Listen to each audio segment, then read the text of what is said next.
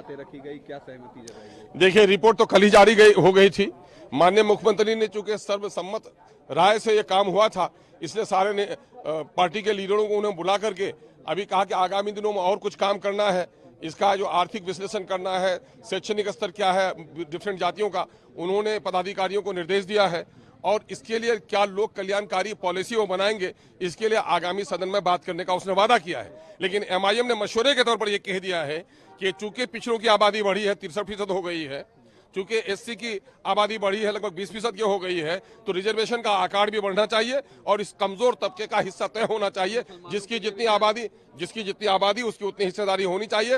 और जहां तक माइनॉरिटीज के पिछड़ेपन की बात है, तो माइनॉरिटी के पिछड़ेपन में होता यह है कि माइनॉरिटी को ओबीसी में शामिल किया गया है, उसके कुछ समूह को, लेकिन उसको पूरा हिस्सा नहीं मिल पाता है। इसलिए रिजर्वेशन विद इन रिजर्वेशन, यानी उनका अलग कंपार्टमेंट तय होना चाहिए। ये मुतालबा अलग से नहीं, उस जो अभी 27% या 33% रिजर्वेशन पर अभी काम चल रहा है, उसके दरमियान में उसका हिस्सा तय होना चाहिए। जिस तरह से कर्नाटक में, तमिलनाडु में और केरल में तय हो गया है, इसलिए उसका हिस्सा तय होना चाहिए। बीजेपी सवाल खड़े कर रही थी कि इसका कोई साइंटिफिक डेटा क्या है, आधार क्या है?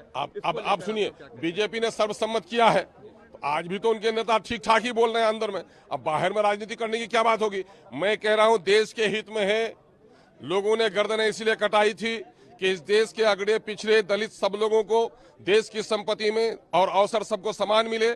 और समान अवसर मिलाने के लिए जरूरी है कि जातियों की गणना हो, उनकी आर्थिक सामाजिक विश्लेषण हो और उनका रिजर्वेशन दिया जाए। आर्थिक डेटा जल्द जारी किया जाए, इसकी डिमांड भी आप लोग करेंगे? बिल्कुल डिमांड नहीं, उन्होंने मुख्यमंत्री ने खुद ही आदेश दिया है पदाधिकारियों को कि आप उसका आर्थिक, उसका सामाजिक और उसका शैक्षणिक विश्लेषण कर लीजिए और उसके बाद, ताकि आगे सदन में पॉलिसी बनाने में आसानी हो, उन्होंने खुद कहा है। तो हम लोग